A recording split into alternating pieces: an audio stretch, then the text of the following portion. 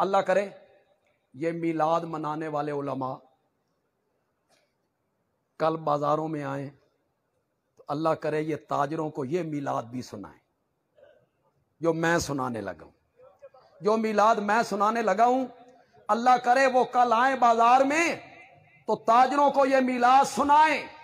مائی حلیمہ کہتی ہیں ایک دن میں نے ننھے محمد کو اپنے حصے کا دودھ پلا کے دوسری طرف ڈالا، ننھے محمد نے منہ پیچھے کر لیا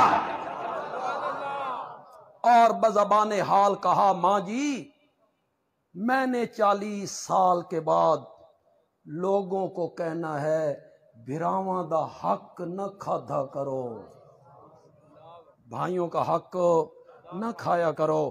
آج میں اپنے بھائی کا حق کھا لوں تو کل میں لوگوں سے کیسے کہوں؟ یہ کم تولنا بھائی کا حق کھانا ہے، یہ ملاوٹ کرنا بھائی کا حق کھانا ہے، یہ جھوٹی قسم اٹھا کے سودا بیچنا بھائی کا حق کھانا ہے، یہ عدالتوں میں غلط مقدمات کر کے کسی کی جائیداد پہ قبضہ کرنا یہ بھائی کا حق کھانا ہے، رشوت سود یہ بھائی کا حق کھانا ہے۔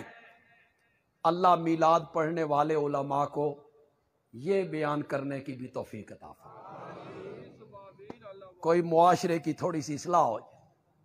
لیکن یہ کہتا ہے جس نے جھنڈیاں زیادہ لگائیں نبی اس پہ راضی ہو۔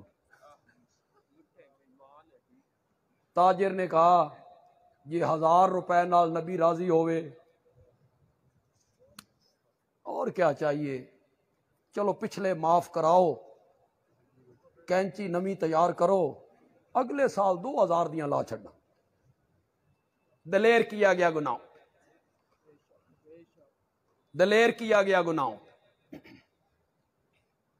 ایک جملہ ربیع الاول میں اکثر کہا کرتا ہوں، جمعے پہ بھی کہا ہے، کچھ نئے لوگ ہمارے بھائی دوست بچے آئے ہوں گے، ان کے لیے چلو وہ جملہ نیا ہوگا، لیکن اس جملے کی تہہ میں اترنا ہے، غور کرنا ہے۔ ایسے نہ ہو میں جملہ کہہ کے آگے بڑھ جاؤں تو ہم 2 سیکنڈاں تو بعد پتہ چلے بے بندیالوی آکھیا کیے، پھر مزہ نہیں رہے گا یار، آپ سمجھ جائیں گے تو لطف دوبالا ہو جائے گا۔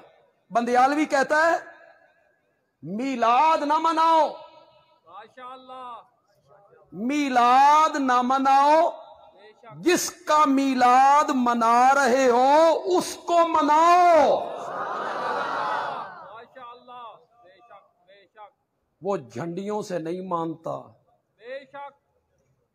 وہ ٹیمپریری لائٹوں سے نہیں مانتا، وہ کمکموں سے نہیں مانتا، وہ جلوسوں سے بھی نہیں مانتا، وہ بھنگڑوں تھرکنے نعتیں اس سے نہیں مانتا۔